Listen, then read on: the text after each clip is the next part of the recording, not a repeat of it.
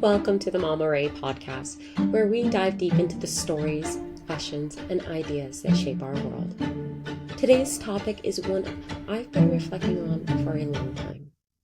Why isn't art treated as a primary subject in schools? I want us to really think about this. Now, art isn't just an elective or a pastime. It's a tool for self-expression, emotional processing, and even innovation. In fact, some of the greatest minds in history, Albert Einstein, Leonardo da Vinci, Nikola Tesla, were not only scientists and inventors, but also artists. Their ability to create and imagine changed the world. Yet today, art is often sidelined in schools. Funding is cut, classes are removed, and students are told to focus on practical subjects like math and science. But is this just an oversight? Or is there something deeper at play? Could it be that we're intentionally suppressing the power of creativity? In this episode, we're going to explore the history, the science, and the societal implications of art's place in education. We'll talk about how art transforms the brain, the lives of historical geniuses who used art to innovate, and what we stand to lose when art is treated as secondary. So, grab a cup of coffee or tea, settle in, and let's explore this together. Now, to understand the importance of art, let's look at history. Some of the most brilliant minds didn't just think scientifically, they thought artistically. And here's how that shaped their geniusness. Albert Einstein, the scientist who played the violin. Let's start with Albert Einstein. Everyone knows him for his groundbreaking theories in physics, but did you know that he turned to music when he hit mental roadblocks? Einstein played the violin throughout his life and once said, "The greatest scientists are artists as well." For him, music wasn't just a hobby, it was a way to think. For example, when working on his theory of relativity, he described his thought process as musical. Playing the violin stimulated his brain, allowing him to think abstractly and make connections others couldn't. Neuroscience supports this idea. Playing music engages both hemispheres of the brain, enhancing problem solving and creativity. Leonardo da Vinci, the Renaissance polymath. Now, let's talk about Leonardo da Vinci. He's often celebrated as the ultimate Renaissance man, but his brilliance went far beyond his famous paintings. His sketches were so detailed, they advanced medical understanding for centuries. His studies of water, flight, and even engineering came from observing the world through an artist's eye.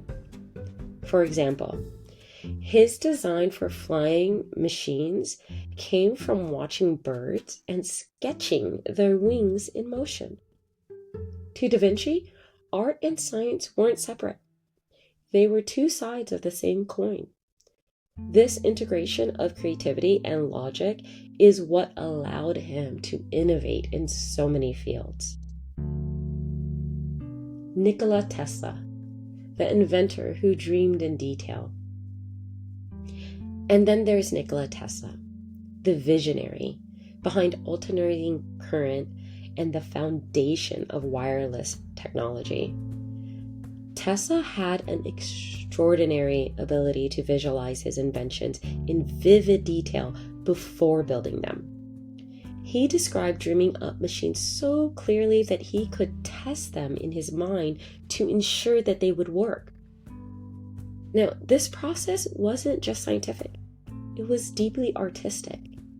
Tesla's imagination was his greatest tool, allowing him to create technologies that were decades, even centuries ahead of his time.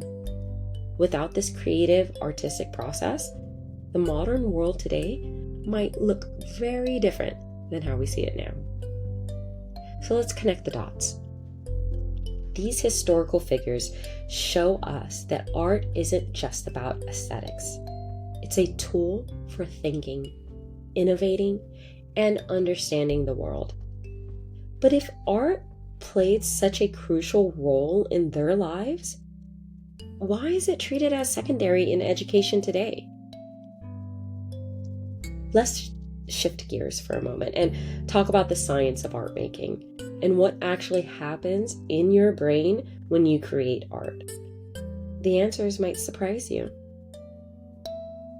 Art making stimulates neuroplasticity, which is the brain's ability to form new neural connections. When you draw, paint, or sculpt, you're activating multiple regions of your brain. The prefrontal cortex handles your decision-making and planning. The limbic system processes emotions. And the occipital lobe manages visual processing.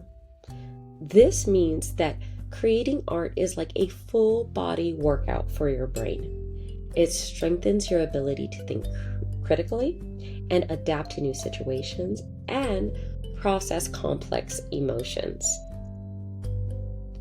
Another incredible benefit of art is stress relief.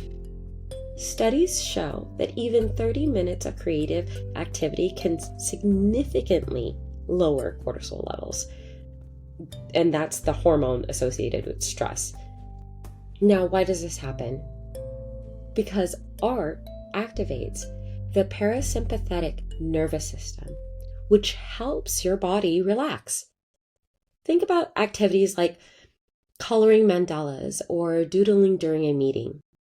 These simple, repetitive motions create a meditative state, calming your mind and helping you feel more grounded. And it's not just about relaxation, it's about resilience. Art helps us process emotions in a healthy way, reducing anxiety and emotional overwhelm. Here's a fun fact. When you're creating art, your brain is constantly solving problems. What colors should you use? Where should the next stroke go? These micro decisions train your brain to think critically and creatively, which can translate to other areas of your life. For example, when I work on a painting, I'm not just expressing myself, I'm also practicing patience, decision-making, and adaptability. These skills don't stay on the canvas.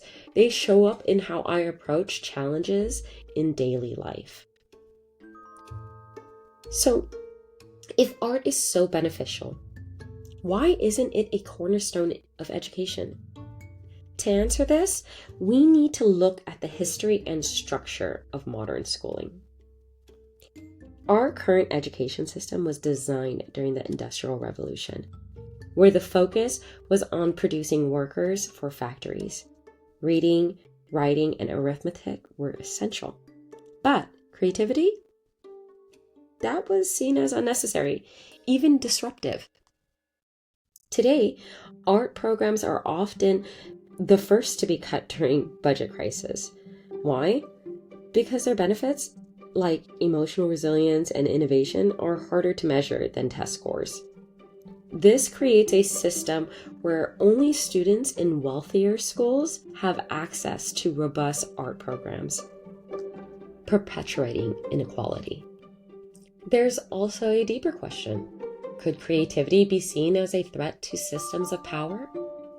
Art encourages critical thinking, questioning authority, and imagining new possibilities.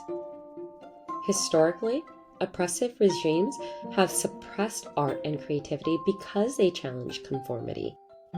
Could this same mindset still be influencing how art is treated today? When we devalue art, we lose more than just creativity. We lose potential innovators, empathic leaders, and problem solvers. Imagine a world without Da Vinci's, Einstein's, or Teslas. How much potential are we leaving untapped by sidelining art in education? So, what can we do? Start small, pick up a paintbrush, join a community art class, or advocate for art funding in your local schools. Creativity is a muscle we can all strengthen, and the world needs it now more than ever. Thank you for joining me today. If this episode resonated with you, please share it, leave a comment, and let's keep this conversation going. Until next time, stay curious and stay creative.